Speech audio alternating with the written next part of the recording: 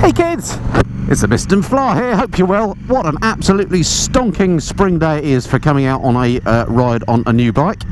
Today I'm on a bike that would certainly get the prize for the longest name. This is the 2018 Honda CRF1000L Africa Twin Adventure Sports. My goodness me, quite a mouthful, but don't let the long name put you off, because I've got a feeling this is going to be a bike I like very much, because just jumping on it, it already feels very familiar to me as a GS rider. The riding position feels beautiful, and just listen to this thing, it sounds fantastic.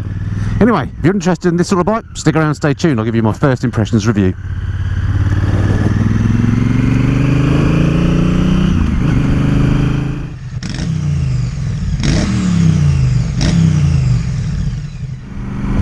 So the Africa Twin then, an iconic name in the Honda stable, and back in I think it was 2016, Honda decided to effectively give birth once again to the Africa Twin and brought the standard machine out to much praise amongst the motorcycling press.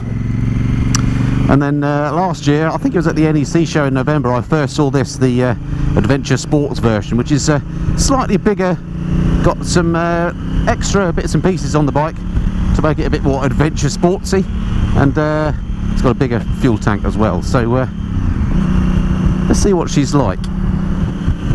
So these bikes are going to be used quite a lot as touring machines, I imagine, so it's well worth trying her out on this faster bit of dual carriageway.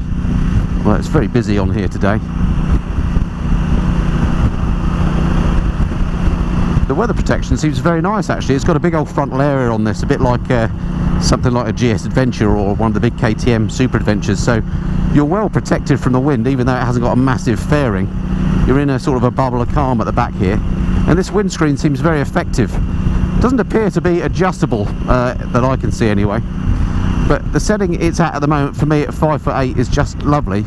I'm getting no turbulence on my helmet at all. I'm wearing my standard showy helmet. I haven't got a peak on it or anything, and I'm in a, as I say, a bubble of calm here with somebody who's 5'8".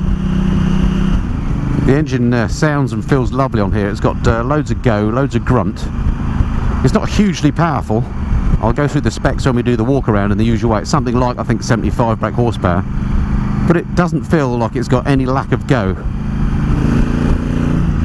And that, coupled with that amazing sound, makes it feel like quite a sporty bike actually for a big old adventure machine. Seat is quite hard, but it's not uncomfortable. It's quite nicely sculpted, and I don't think you'd have any problem at all doing big miles, long hours in the saddle on this bike, which I suspect is what a lot of these machines would be sold for. So yeah, the Africa Twin Adventure Sports passes the big miles test as far as I'm concerned, as much as I can tell on a short ride, but it seems like it would be a great bike for doing large miles on. Okay, let's get off this road as soon as I can, try her out on some smaller roads. Now, one of the things that frightened me slightly about the Africa Twin Adventure Sports is just its sheer size of it, its seat height. It's got a high seat on here. Again, I'll go through the specs later. But this one I've got fitted with the low seat, and as you can see, 5'8", I'm standing on the balls of my feet here. This feels about the same to me as my GS. It's not, it doesn't feel overly tall with the low seat fitted on its low position. But the standard seat, standard position, it's a very high bike. But so if you're vertically challenged like myself, you might want to invest in the low seat. Lovely note to the engine out of the standard exhaust on here. They've done a top job on that. And coming up to one of my favourite little bridges here, let's just give it a little ding. Wow. She sounds like a beast. I love that. I know it's juvenile, but you know, you buy bikes, don't you, with your heart, not your head, and things like that just add to it. Switchgear on here is typically Honda. It's lovely and positive when you feel it. The only downside is they've done that thing where they horn and the indicators are the wrong way around. For some reason Honda always do that. They just like to be different, so that would take some getting used to. And for this 2018 model, on the dash here, it's all new, and they've done a lovely job here. They've got that sort of inverse setup where you've got white on black instead of black on white, and I find that very clear. It's a lovely display on here. Well, that sounds super throaty with its 270-degree crank. There's no terrible vibes or anything like that on the bike. It's just what you would call characterful. but the sort of characterful that is in a good way. Right, I've got a bad feeling that I've missed my turn, so I'm going to see if I can turn around here and head back, because I am in uncharted waters in terms of navigation. Let's come around here. Good chance to see what the bike's like. Slow speed turning. Oh, lovely balance to it actually. Really easy to turn.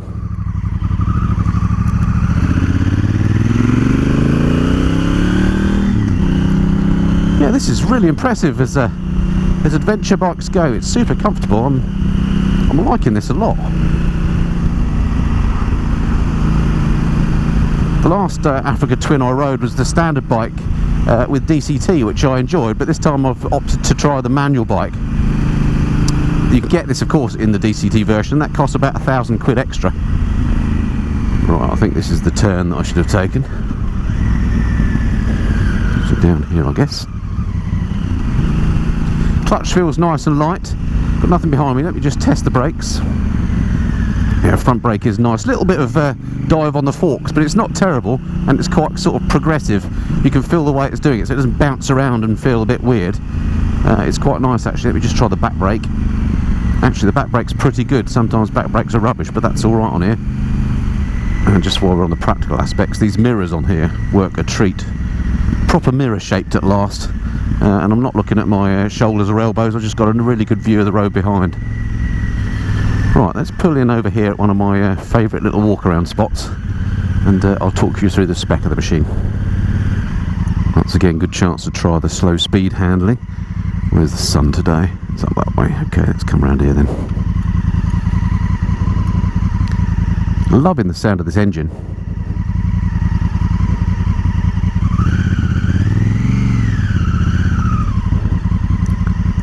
Nice. Okay, select neutral. Nice gearbox on here. Very positive. Make sure the stand's on the hard stuff, which it is. And there we go. Alrighty. Let's pop the old visor up. Here we are then, the Africa Twin Adventure Sports. A really handsome bike, I think. I like, you know, a symmetrical front end at last on an adventure bike. I think it looks really good, and in this paint scheme as well, it looks corking. Your classic Honda build quality as well. The paint on this is just lustrous. Anyway, let me get out the phone and I'll talk you through the spec in the usual way. Here she is then, the 2018 Africa Twin Adventure Sports. Let me, just before we go through the spec, I'll just show you what I mean by the fit and finish on here. If we just look at the decal here, I hope you can see there's some sort of flecked metallic bits in the paint there. It looks absolutely gorgeous in the sunshine. Really nicely made machine. I think the gold wheels as well look fantastic. Spoked wheels on this, so that means tubed tyres, which may be a disadvantage for some. Good, of course, if you're using the machine off-road and in the rough stuff.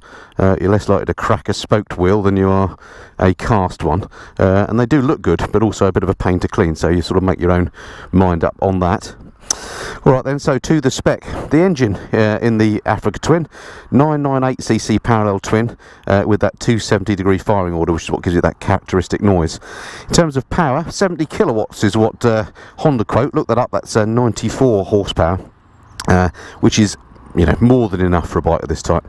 Torque-wise, 99 newton meters at 6,000 RPM. What else? Brakes. Let's have a look at the front.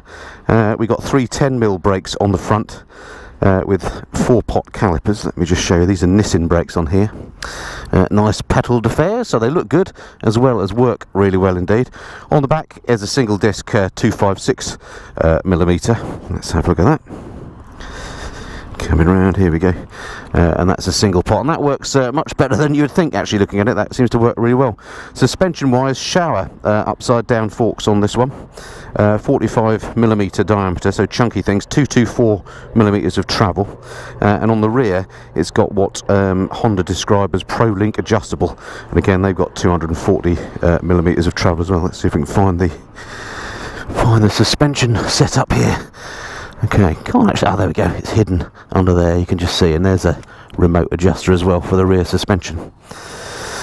Alright, seat height, as I say, normally on the standard bike, a huge 920mm, which is just way too tall for me.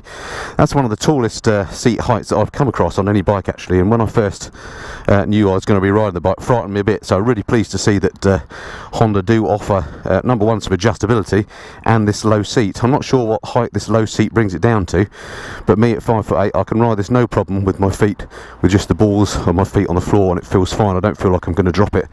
243 kilograms is what it weighs for the manual transmission, 253 for the DCT version. So it's on par with the other big adventure bikes. Doesn't feel particularly heavy when you're riding it, and it doesn't feel top heavy, I'm pleased to say as well. Let's talk about the tank, because one of the differences on this and the standard Africa Twin is it's got this massive looking tank on here. The tank on this actually holds 24.2 litres, so it is pretty large. Honda say you'll get 500 kilometres out of that, so that's 310 miles. Whether that's true I don't know, but 310 miles sounds like an awful lot, so that's a great improvement. The original bike has 18.8 litres, so this is like a quarter as much again. Or sorry, a third bigger on this. Electronics wise, it is laden with them. It's got heated grips as standard. Let's just come over here, and it's got this natty little control there for the heated grips. It's got all sorts of electronics on this. 4 riding modes: touring, urban, gravel and user. It's got ABS, which you can turn off. It's got 7 levels of traction control, self-cancelling indicators, LED lights on the front and indicators, etc.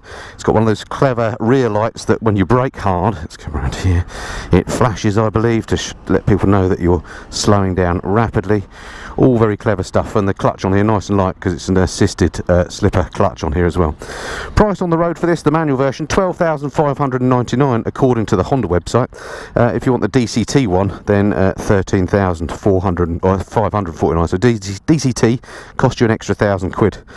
I think that's a fairly reasonable price for the extras you get. The standard Africa Twin is 11.5, this being 12.5, so £1,000 more. And for that, you get the bigger tank, you get these accessory bars on here, so you can mount some extra lights. You get a more beefy bash plate under the bottom here, which looks good, and this amazing paint scheme as well on the bike, and I think it just looks absolutely corking. Alright, enough chat, let's jump back on and ride us some more. Yeah, this low seat is an absolute winner on here. It's just not a problem at all for shorties like me. Loving this screen on here. I've not really talked about this much. There's so much electronics and gizmos on here. Too much for me to go through really on a first impressions type review, but all kinds of settings in here. One of the riding modes is a user mode, so you can change all these as you see fit, the traction control, engine braking, etc. But really, really nice. Listen to that beast. I love the fact that they've put that 270-degree crank on there. That sort of thing just makes all the difference. Again, juvenile, I know.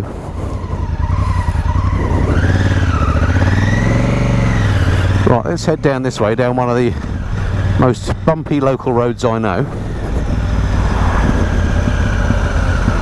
See how the suspension does on Pothole Central. Good grief. And there are some of the biggest potholes known to man.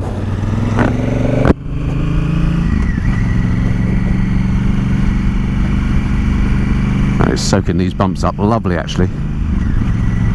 Now I rode here, I'm down borrowing this bike from the guys at Blade in Abingdon, so it's a fair ride for me down here. I came down on my GS, and I'm not exaggerating to say the suspension on this feels nicer than on my GS. Really plush. Closer. Look how clear that screen is when you've got the sun behind you. It seems that if the sun's on it, it gets even brighter. It's incredible. So whilst I'm thinking of it, I just must say thank you to the guys at Blade in Abingdon. Great dealership there. I know I've mentioned it before, but not only do they sell Hondas, but Kawasaki's too, and Ducatis. And there's a Harley Davidson dealer next door as well, so worth a trip out down Abingdon way if it's a lovely sunny day of a weekend and you don't know where to go. Go and check out Blade in Abingdon. Lots to see, loads of demos, and a nice bunch of chaps too. Gearbox on this is really nice and easy to use. No doubt when you're in gear it's not clunky at all. Handling around these bumpy roads is lovely. The suspension, if anything, is soft, is set probably a little bit on the soft side. I personally like that, particularly on a bike that you like to do touring on. But I think if you really pushed hard, around twisties, it could start to get out of shape a bit at high speed. But that's not the sort of riding this bike was invented for, really. Of course, one of the things this bike was invented for was for going off-road. And again, unfortunately, on this short initial review, I can't take the bike off-road. But I imagine with that big suspension travel and its, frankly, lightweight feeling nature, it would be pretty good off-road, or at least as good as something like a GS. So previously, my favourite big adventure bikes had been the GS and GS Adventure and all the KTM Super Adventures, all lovely bikes, but I think I'm going to have to add this to my list. And certainly from a value for money point of view, this one will be top of that list, because as I say, for this standard spec, I think it was 12.5 grand, you got all the stuff that I mentioned on here as standard. If you were buying the big KTM or a big Beamer, you'd have to add a lot of that stuff as optional extras. You'd end up spending probably 5 grand more. So value for money, this thing absolutely rocks. Right, opportunity knocks.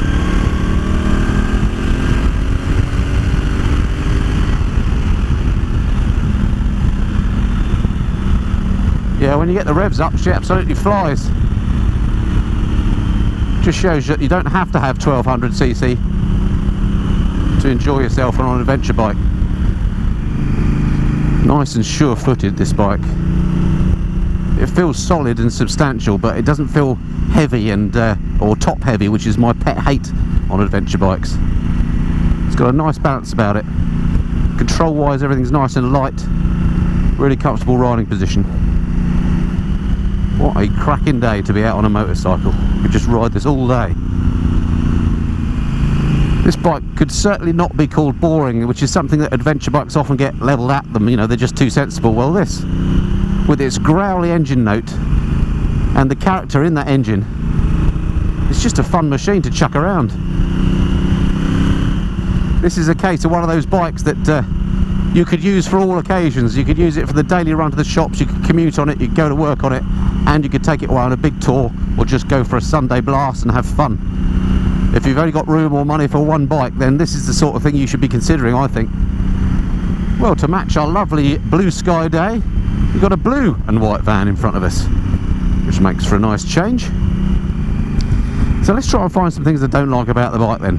What do we got? Well, the screen doesn't appear to have any adjustment. That's a bit of a downer, although having said that, I've got no problems with that screen. I haven't got any turbulent air coming off. It seems to work really well. So not much of a downside there, but no adjustment, that's perhaps a bit of a downer.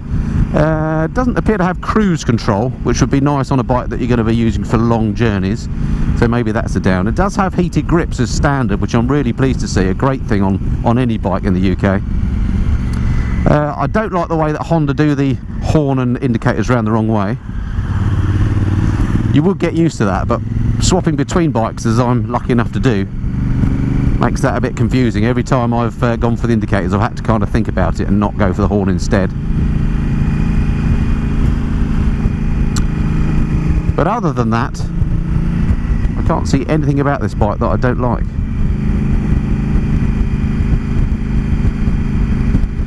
Nice one, Honda. Very, very nice. It's a real shame I don't have any relationship with Honda UK, because this would be a fantastic bike to have for a longer period of time and just see what it's like to live with. Well, we're actually being told it's 25 degrees out there now, absolutely perfect weather, and it's springtime that I'm filming this. As you can see, we haven't got the leaves on the trees yet properly. Yet this is the sort of temperatures that here in Blighty we only really get in the height of summer, so a real treat to get these couple of days. It's been so beautiful this time of year. The other things I'm glad to see on this comprehensive instrument display is a proper fuel gauge on the right, which is nice, and a gear position indicator as well. Right, sir. So that's just about it for this, my first impressions review of the mighty 2018 Honda CRF1000L Africa Twin Adventure Sports. Don't really need to sum up, because you'll know already that I think this is a really, really nice bike. There's not much not to like about it. The engine is beautiful and characterful. There's no vibes, but it sounds great and it goes really well. Nice wind protection. Controls are nice to use. Nice and easy clutch. Gearbox is nice and easy. Mirrors work well. Seat is comfortable. Really not much to not like about this bike. If I have to be nitpicky, then of course the height of the seat as standard would be a problem for most normal folk. If you're less than 5'8", which is my height, I would suggest possibly this isn't the bike for you. Even with the low seat, it works at 5'8" with a low seat, that works, but you wouldn't want to be much shorter than me on this bike. That, I guess, is the major downside. Then you've got little niggling things like the indicator and the horn being the wrong way around, which is kind of Honda stuff. And then maybe the screen not being adjustable, but that's not a biggie at all in my mind either. So overall, yeah, an absolutely cracking bike. If I was to give it a mark out of 10, I honestly would have to give this a 9 out of 10. It's one of the better adventure bikes I've ever ridden. It's certainly, for me, it's in the top 3 with the BMW GS, the KTM Super Adventure, and then this. For me, this is better to my mind than the Ducati Multistrada. It's better than the Triumph Tigers. Really like this a lot, and if I were in the market for another adventure bike, I'd be giving this one very, very serious thought. Alrighty, so as we pull up behind yet another white van, that's it for this time. Hope you've found that review of some interest, and I look forward to speaking to you next time. Until then, this has been the Missenden Flyer. Cheerio.